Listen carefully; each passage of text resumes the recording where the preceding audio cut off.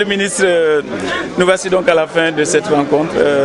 Beaucoup de passion par rapport à la situation de la filière oignon ici dans le Guéry. Alors, quelles sont les conclusions auxquelles on est parvenu? Oui, tout d'abord, se féliciter des décisions que nous avons pu prendre durant cette rencontre, puisqu'en venant ici à Boubé dans le département de Podor, nous sommes venus avec les commerçants, importateurs et acheteurs d'oignons au Sénégal. Nous avons trouvé sur place, sur l'ensemble des sites, Thillé Boubacar, Pédémas et ici à Boubé, 100 tonnes de produits qui ont été achetés par les commerçants qui sont venus. Et je crois que c'était le point central. Deuxièmement, avec le préfet du département de Podor, les commerçants et les acteurs, notamment APOV et les autres, vont se réunir tout à l'heure pour mettre en place un planning de livraison et d'achat.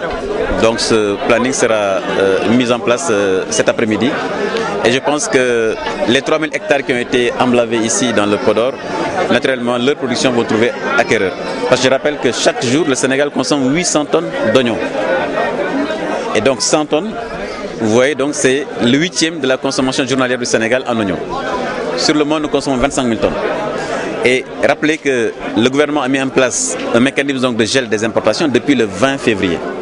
Et je rappelle que ce mécanisme aussi a été arrêté avec l'ensemble des acteurs.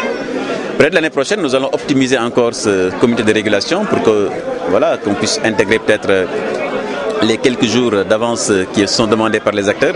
Mais je rappelle que depuis quand même 4 ans, c'est ce mécanisme qui permet justement de commercialiser la totalité de l'oignon au Sénégal. Et il faut vraiment se féliciter donc de cet esprit qui a prévalu. L'ensemble des acteurs ont pu trouver ce consensus. Et je pense que ceux qui se comprenaient parfaitement, qui était donc cette tension au niveau des jeunes, a trouvé acquéreur, puisque c'est des jeunes qui ont investi et qui avaient des inquiétudes par rapport justement à la problématique de remboursement de leurs dettes.